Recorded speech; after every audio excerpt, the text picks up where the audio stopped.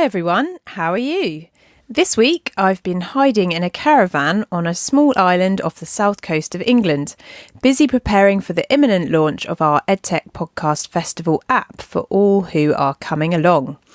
I've just got back in from a blustery 4-mile walk in time to give a big thanks to new event Learn It for joining as our latest sponsor, and to the legendary Nate Lankson from Text Message Pod and Bloomberg Tech as our latest speaker confirmation. It's going to be an amazing day. This week, we're in conversation with Sharon Leu, Policy Advisor for the Office for Educational Technology in the USA, whose particular focus is increasing access, decreasing cost, and improving outcomes for all students and adult learners in post-secondary education. I spoke to Sharon during my trip out to South by Southwest EDU, and we cover off topics including how the Office for EdTech are reimagining and identifying what students look like, how the office can pursue innovation whilst being responsible to the tax-paying public, and how new partnerships can be formed across traditional and non-traditional educational players to the benefits of learners. If you're interested in the art of nudging, smiling, the use of chatbots in higher education, or changing methods of accreditation, keep listening. And if you like this episode, you may also be interested to check out our upcoming episode with Professor Ian Martin, Vice-Chancellor at Anglia Ruskin University in the UK, and Cameron Mirza, Head of Transformation at the University of Bahrain. That's all from me. Have a great week, and thanks ever so much for listening.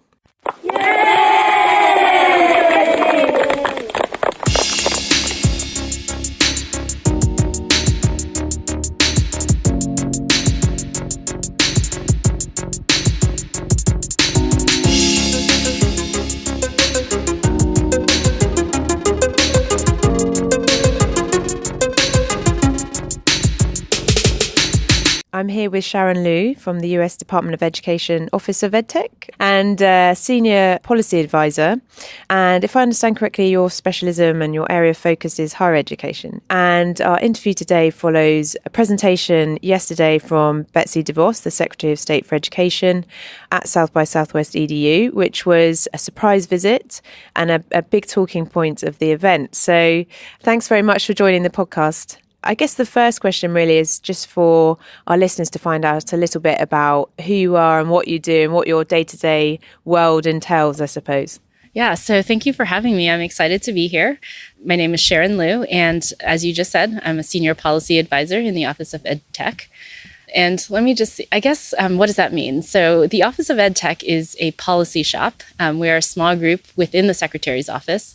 We're made up of, mostly career staff with a couple of political staff. So a lot of us have been in our jobs for about 2 to 4 years. And our job is to actually ask a question about technology and education policy. So if you think about all of the important education policy issues that people are concerned about, and at the department, we're very concerned about, providing access for education for all students and thinking about the particulars of that. Is technology the right tool? If it is, how should we use it? And what are the other conditions in place that would make it successful? So, for example, within a school, it's not just, airdropping a new piece of technology or a new game and assuming that students will automatically learn better. It's working collaboratively with teachers, with principals to provide professional learning for them, training for how to use the tool, working with the developers to think very meaningfully about what evidence do they have that their particular piece of technology actually improves student learning, what outcomes do we want to see, sort of that conversation. In the post-secondary space, very similarly, not just focused on the classroom, but thinking about, does it transform our system of education so that we are actually serving our students? And what are the big things that keep you awake at night? So what are the big problems that, through policy you're trying to solve, I suppose? I think one of the main questions, and something that I'm actually a little bit encouraged about, that I've seen as a trend, is properly understanding the students that are in post-secondary education. So a lot of people, and myself included, right, when we first approached education policy in higher education, we thought, I went to a university. I also went to graduate school, so I've spent quite a lot of time in post-secondary education. I must know everything there is to know. But the truth is that, and the statistics bear out, that most of the students that are in post-secondary education have what we call affectionately non-traditional characteristics. So they have a job that's either part-time or full-time. They either take a part-time load, so not even full-time, or they take a full-time load and they work full-time, right? They have dependents, so like one or more like children or elderly parents that they care for. And, there are all these things about them that we know to be true, but we still gravitate towards the image in our minds, right, of what we were. We were 18, our parents dropped us off, we hung out late at night at the dorms and ate pizza. But that's actually not the luxury that most people that we are trying to serve have. And so I think more and more you're starting to see a conversation around, the role of community colleges, the role of short-term training. And I think that's really important because really the people that need post-secondary education are the ones that are being lost through the system because they can't dedicate the time and the resources to that experience. So that's very interesting because, during the session with the Secretary of Education, one of the questions, I suppose one of the discussions was the CEO of edX sort of saying, could part of meeting the needs of those students you just described be more around, whether it's funding mechanisms for short form courses and things like that. So I don't know whether there's something that you're looking at in terms of how do you support that more ad hoc learning, which fits in around your everyday demands as well, whether that's caring and then learning and then juggling all of these pieces. That's an excellent question, and something that we actually think about quite a lot. And so sort of the foundation for, any of our approach is that the money that we spend, whether it's through grants or loans to students, is actually taxpayer dollars. So there's a big part of this where we have to provide for students who don't have the opportunities themselves. So we want to do that. We also want to be accountable to taxpayers for how the money is spent. So the question is, how can we be innovative in our policy instruments, right? But also be responsible. One of the tools we have is something that we call the experimental sites initiatives. And that allows us to, on a very limited basis, test what would happen if we waived some of the requirements of Title IV for student financial aid. And the main sort of question here is, does that enable us to serve more low-income students or more students that are in traditionally underserved populations? And we have been doing this for a number of years on a limited basis. We have about a dozen or so experiments that are ongoing. I'll just give you a couple of examples. Like one of them is an experiment that asks the question, if you allowed high school students, while they're still in high school, to be in dual enrollment programs with community colleges, leading towards, a degree or on a degree pathway, and you gave them Pell, would that encourage more students to transition from high school to college and then complete like whatever 2 or 4 year degree? So that's an ongoing experiment. We've been experimenting with various competency-based models, so subscription-based tuition, especially for students who are in programs that are rolling admissions, right? Not the traditional, summer, spring, fall scenario. What if it was limited direct assessment, where if I assessed you in a very open and transparent way, that you knew how to do, addition, would you then get to skip that remedial math class? So we're experimenting there. But our most recent experiment, and one that I think I'm particularly excited about, is called Equip, which is basically asking the question, can a traditional institution partner with a non-traditional education provider, one that's not accredited, to provide the kind of in-demand education that students would need for success in the workforce, but not necessarily have access to? And can we then set up a system where we evaluate the quality of that non-accredited program to see what, that's different than the traditional accreditation, right? So our accreditation system that Anant talked a lot about is a proxy for evaluating the quality of programs, right? So we trust you as a university to provide a quality education if a third-party accreditor says that your program is high quality. But, that system of evaluating a university doesn't look at the particulars of new and sort of innovative programs that are short-term, programs that didn't exist when the accreditation system was set up. And obviously, we can't get rid of it wholesale because that would be in the category of, baby and bathwater. But what are the lessons learned? What do we need to know about how to evaluate the new programs in this limited way, right? So we just have 5 programs that are ready to enroll students within the next year. And what then can we extend to larger policy making about regulations and innovating and adapting to the workforce needs? Interesting indeed. And so the government is looking at actually extending that accreditation system essentially. And will it be in the form of an app, or will it be, and when will it be out there? So let's rewind a little bit. I'm not saying that we're blowing up accreditation, because I'm going to get in all kinds of trouble for saying that. What we're looking for is what are the ways to evaluate the quality for new programs that don't fit within the traditional mold. And we're hoping through our experimental sites to have information. So we just started thinking about the information collection and what outcomes would we measure for not just the programs, but for how the programs are being evaluated for quality. So in that conversation, we're really excited to, just be thinking this is our opportunity. And what kind of timescale are you looking at as well? So, because obviously everyone listening will think, "Oh, fantastic! When when might that actually kind of get rolled out if it's deemed to be a success?" So we have 5 sites, which are 5 partnerships with institutions, non-traditional providers, and quality assurance entities. Actually, some of the programs are with boot camps, and some of them are with workforce training. So I think that 2 or 3 of them will begin to start enrolling students within the next few months. And then as students enroll is when we're going to get information about how well do the students do under these conditions, what should we be looking for. So I guess it's faster than government normally works, but still glacial compared to how people listening to this podcast may want it to. Yeah, interesting indeed. And so your role, so essentially it's a civil servant role, is that yes. correct? Yeah, just so I get my head around how it works. So on that front, how did you get into your role? I mean, I think you spoke a little bit before about, I think you've been there about 2 years or so? Yeah, so I've been at the Department of Education for 2.5 years. And before that, I was at the Department of Labor. So I'm one of those people that is not working in the area in which they studied. So I studied molecular genetics when I was in school for quite a long time. And I also studied econ. And then I was like, hey, I think I'm ready to have a job and not be studying anymore.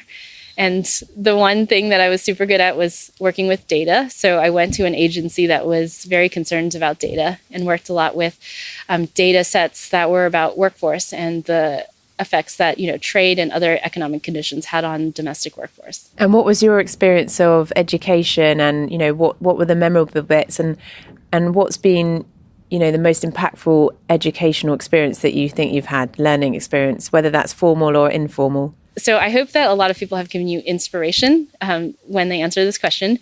I will say the most impactful experiences were actually when I was not doing well, where I had a terrible experience in grad school. And so I guess it was the first time, I have been so conditioned just because of my background, my parents and my family. There was this track. You were in school and then you were in more school and then suddenly you had a job.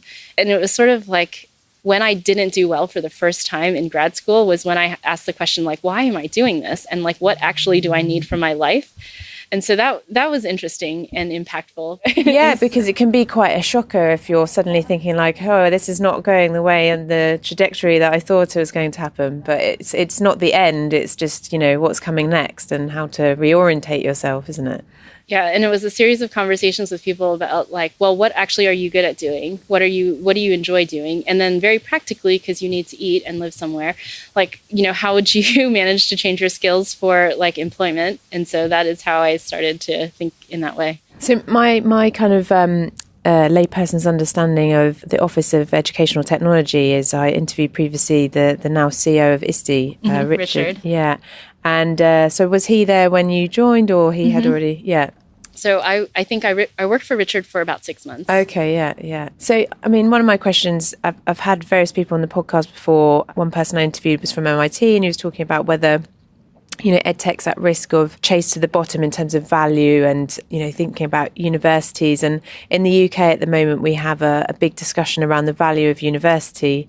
And at the same time, we've now got the teaching and excellence framework, which is more student-centred. So where you have the traditional rankings, which are very research-focused, also now thinking about how we're using new technologies or teaching practices to change what university or higher education might be like from a student perspective. So I just wondered how that kind of discussion around value and I suppose, applicability to the workforce is playing out here, and also what you see in terms of the research within your own team as well on that discussion. So I think I mentioned this earlier. I'm excited that we are starting to acknowledge that our students are not who we thought they are, because I think that is a very important tool. So even probably when you talk to Anant, edX was this grand vision, like free education for anyone who wants it. And when they started looking into their data, they realized the people that were actually completing were actually people that were already in college anyway and whose parents were relatively affluent. So we were giving more tools to people who already had opportunity. And it wasn't actually doing the thing we wanted it to do. Not that the tool itself was bad, but it wasn't thoughtfully implemented in a way that could support those students. So as an agency, we've started to think, just this past reporting cycle, typically we collect data on institutions based on first-time, full-time students. We've started to collect non-first-time, non-full-time, because, out of recognition that non-first-time, non-full-time is actually a lot of the students that are in our institutions.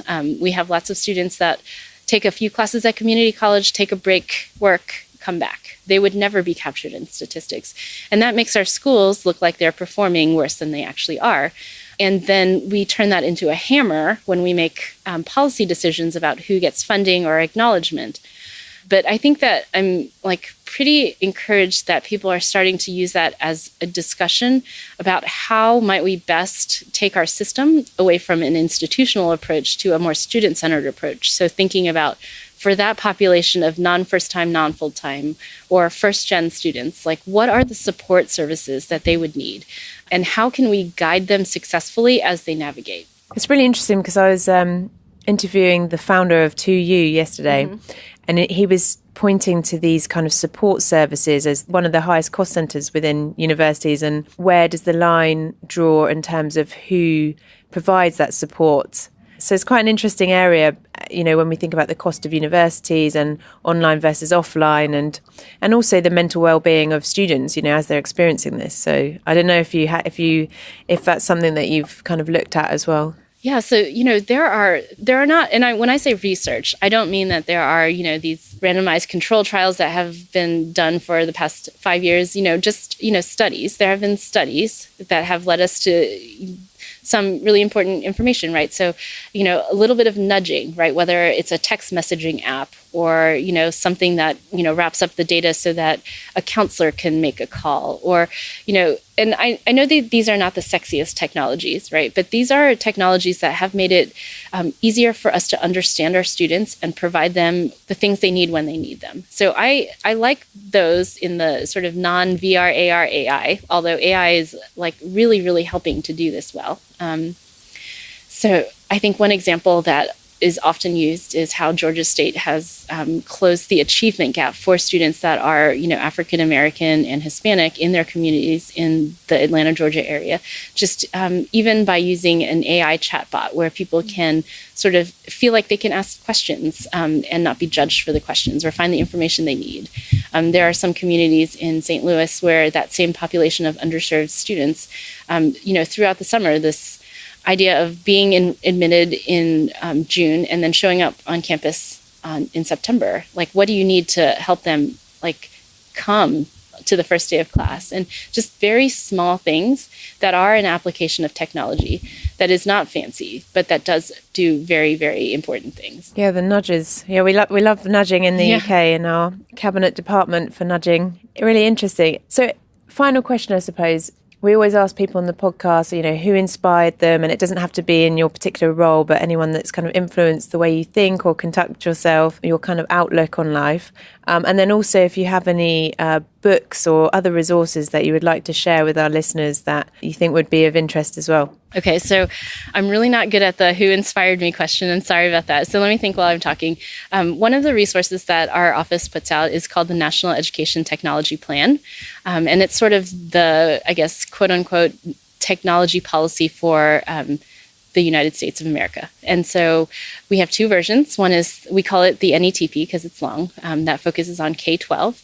And that looks at teaching, learning, and assessment within the class, as well as leadership and infrastructure. And the idea is as you're transitioning from traditional learning to digital learning or digitally enabled learning, like what are the conditions that would enable success? And in addition to like us making some observations, I think by talking to people, we include about 50% examples of districts and schools and states that have implemented transformations well and some of the lessons learned so that as you're a reader and you're an instructor or a teacher or an administrator, you can hear the voices of your peers sort of giving you their lessons learned. So that's an important thing that we put out as a resource for K-12. Last year, we released a version that was postsecondary education, following very much the same structure, but asking a slightly different question, right? So yes, we need to improve teaching, learning, and assessment within a classroom, and we need to have, nudging technology. But actually, technology actually can transform the way that our entire system of higher education acts. So right now, we are very much oriented around institutions. But could there be, in a way for students to be guided along individual pathways throughout their lifetime? Right. So in K-12, you are in 6th grade, 7th grade, 8th grade, but in your life, you change multiple times. And what information do you need to take your skills that you have and exchange them for either additional education or workforce opportunities? And how can that most benefit students that are traditionally underserved by the system? So that's very interesting, because when I think about the sort of political landscape, both here and in Brexit, and I won't get into the details of it, but I don't know if this is within your remit, but looking at, how do you think about exactly what you just described in terms of serving the population more in their 60s and, needing to upskill, and as we live longer, needing to engage in that and who picks up that? Is it the universities, or is it alternative players in terms of online learning or face-to-face learning? Because we often focus on the sort of younger demographic that are coming up, but actually there's this huge learner population out there that can not only learn and for their own enjoyment, but actually be an active and continually participatory part of society as well. So I don't know if it's something that, is outside of your remit in terms of that age group or... No, definitely not. So traditionally, the offices of career, technical, and adult education have been separate from the quote-unquote post-secondary education office that focuses on traditional 2- and 4-year institutions. But I think more and more the conversation about lifelong learning mixes the two, because yes, we need to improve the 2- and 4-year institutions, but more and more, as you said, we need to make education and training available to people throughout their lifetimes after they're 22. Mm-hmm. Yeah. Any other thoughts on the inspirational person? Okay, so I'm not going to name names, but I had a boss tell me once that this was in the context of, speaking in public and being in public, that I needed to smile more, because what he said to me was, when you're the federal government, you need to be knowledgeable and accessible. And you can know all of the things in the world, but if you are not accessible, then people will not feel like they have connected with the people that are supposed to be providing them services. So I don't know that I still smile enough. I think I'm still pretty grumpy, but I think I will close by saying that I would love for people to reach out to me, and I tell them this. Tell me like what you think that our office and the department can do to support the work that you do, and let me know how we can improve. Fantastic tip. And for everyone listening, there's a big smile opposite me, which is great. I think I'm probably the opposite. I probably smile a lot, but don't always know what I'm talking about. So fantastic. Well, thank you very much, Sharon. Thank you.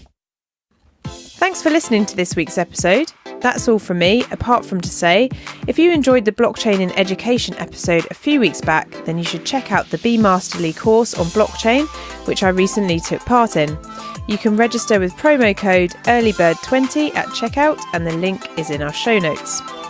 Our friends over at EdSpace are also having a rooftop party on the 13th of September in London. Link and password are in the show notes too, and the team behind Emerge and EdSpace always throw a good party with an interesting and mixed crowd. So if you are listening from London, be sure to be involved. If you like this week's show, feel free to tweet, drop us a note on iTunes or email us direct. Other than that, have an amazing week. Bye-bye.